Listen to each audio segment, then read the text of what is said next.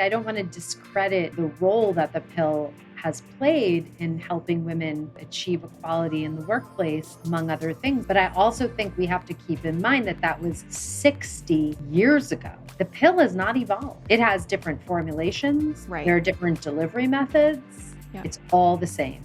It's shutting down your menstrual cycle, your hormones, and replacing your hormones with chemical hormones. They didn't separate the girls into a room and explain, that we were sitting in a classroom with the boys and it's uncomfortable. And it's just like, we can do so much better. I know. I agree. I completely agree. And, one kind of interesting thing that's happening and, is that this TikTok phenomenon that has taken hold. Yes. It's kind of interesting because I see a lot being shared on TikTok.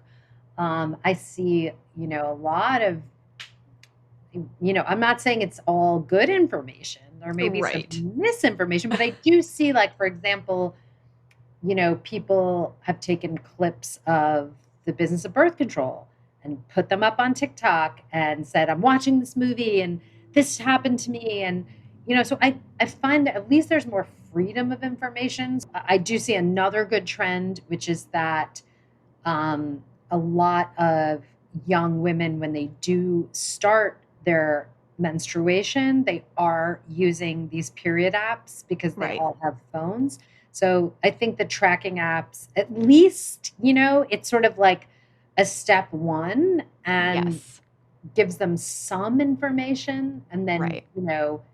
like in my generation, I don't know, you'd have to go to the library and check out a book from like the 50s. I don't even know where you would like find, Right. now at least like anybody who is curious can at least find some information out there. But For sure. It's more accessible now. Yeah.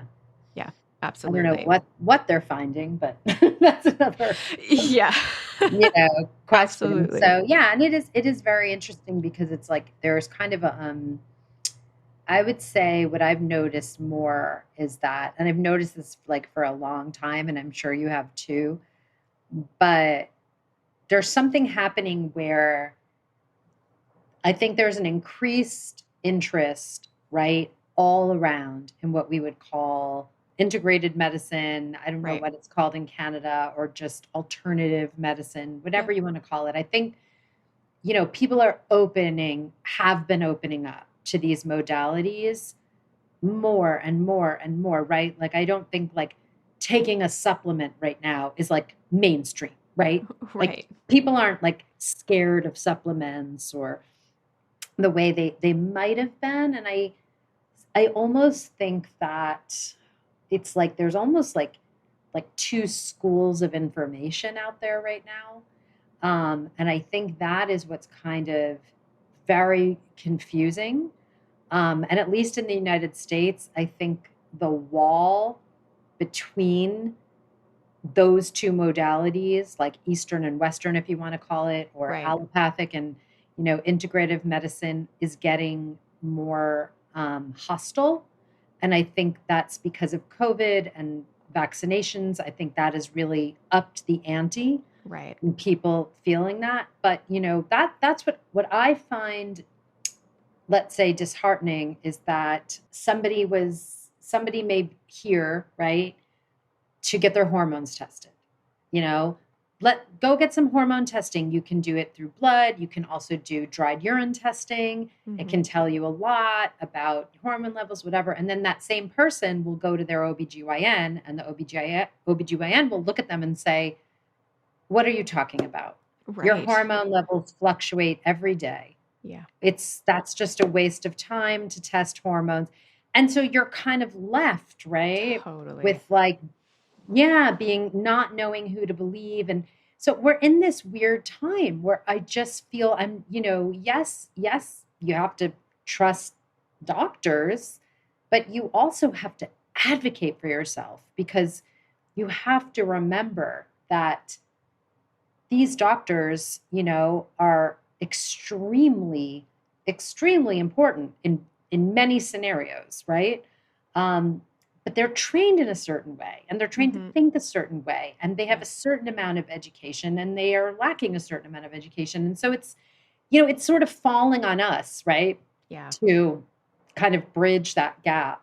And I wish like this is what I see and I hope. I mean, I just wish there was like more of a collaboration Totally. because I think that like naturopaths have so much to offer. Yeah. They really do, especially with hormones and hormonal health.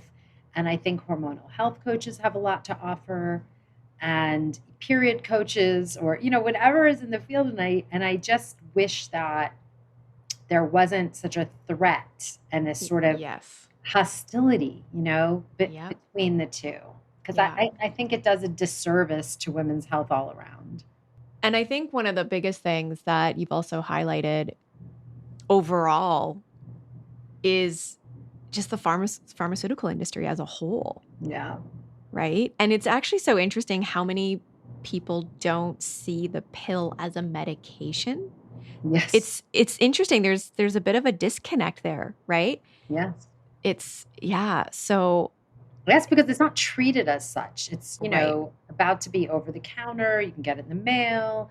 It's like candy. You just pop this little pill in your mouth every day. It is absolutely 100% not treated like a medication. And there's no real screening around it. Really no screening, no vetting is right. Yeah, done. absolutely. Yeah.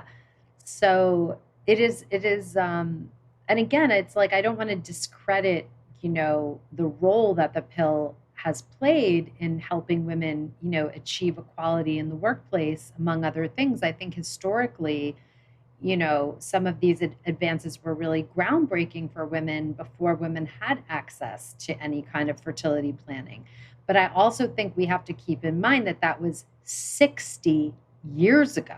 Right. And the pill has not evolved.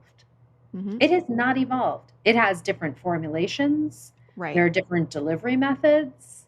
You can get a ring and a patch, and it is all the same, exactly the same um, device in a sense. Like it's Right.